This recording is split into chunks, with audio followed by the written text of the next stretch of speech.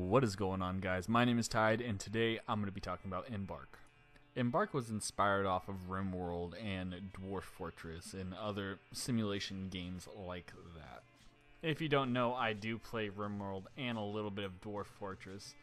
But back to the game, this has the three-dimensional realm that Dwarf Fortress kind of has, and also has the two-dimensional plane that RimWorld has. It also has the job splitter that Dwarf Fortress doesn't really have, and or the lack of three-dimensional building in RimWorld, which I find one of the hinderings in RimWorld, because yes, it is open world, but you have to actually go through a loading screen to get to the next block. Yes, you can settle there, but you can't just constantly have your people coming and going. Unlike this, it's basically an open world. The one thing that Embark does grab from Dwarf Fortress is the time needed to play it. This is not as fast-paced, quote-unquote fast-paced as RimWorld, because you can actually get speed mods and stuff like that for RimWorld that can excessively increase the time. But this is a lot slower, more like Dwarf Fortress, where you kind of just sit back. I would say this would be a dad game, but this isn't something you can just walk away and come back to. This is something that you need to constantly monitor, because there's fucking elements that will wreck your asshole. You don't even want me to get started on the pandemic of flies that eats my town people. Okay, so basically, like Dwarf Fortress, you have goblins and other stuff that are in the world. Unlike RimWorld, you just have people and casual monster eater animals. But in Embark, you will have flies that will come and siege your little place and eat your crops and try to eat your people. I usually just tried hiding and forcing them into my house, so they would go through a natural choke and everyone would beat them up. If someone gets caught outside, I would chalk it up to a loss, which would blow. There is diplomatical stuff that I had issues with. Basically, there's monkey people, which I don't know. I haven't really been able to talk to them much. I live by a lot of flies, and I lose a lot of people. Embark also has a kind of in-depth crafting system. It's nowhere near as in-depth as RimWorld, but it's a lot better than Dwarf Fortress. It does feel like you're stuck in the medieval time. There is not guns, but there is metalworking and whatnot. You can make crossbows and stuff like that, but like I said, there is no types of firearms themselves, which, I mean, is good and bad. And these people produce a lot faster. They produce more like Dwarf Fortress than anything else. In RimWorld, you don't really have that many babies, but unlike this, you do get your casual people that join you, and you also will mostly produce through babies and in-game relationships, like these two people hook up and have a baby.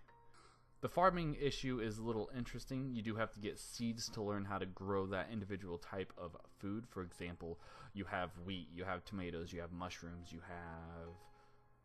I don't remember. But you have a whole bunch of different types of food like that. You also have a kitchen that you can make food with. Water is also something that is important. I did try piping in water into one of my places. Didn't work very well, but it got the water closer, so they didn't have to travel too far until you start making barrels and stuff. Like I said, this game is still in what I'm assuming is beta. I can't really find a direct answer on that, but since it did release on Steam, I'm assuming it's in beta, early access, whatever it is. I did run into a couple crashes. This game doesn't really crash like a normal game.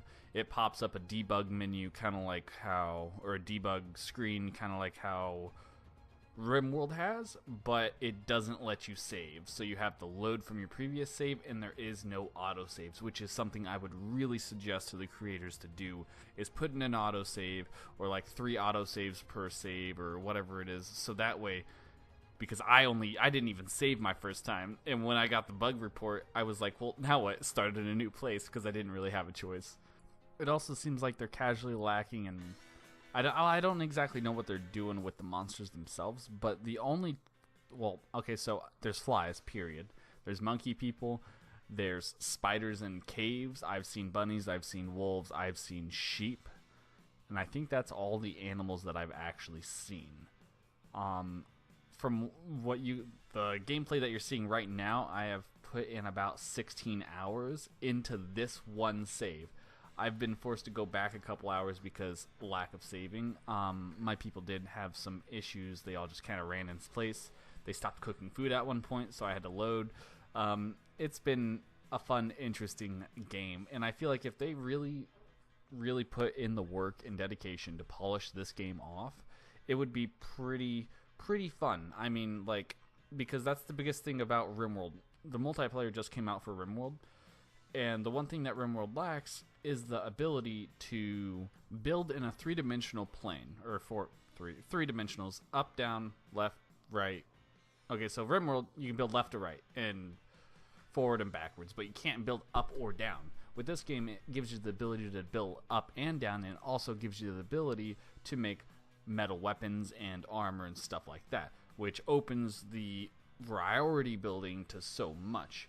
I would like more stuff in the tech tree. I did look through it all, and you can brew and weave and make clothes and armor and weapons, but it limits you at the medieval era. So take what you can from that. I like this game personally, and I'm gonna continue following it as I casually do with all my games. But I would easily say this is two flies over a bread, in my opinion.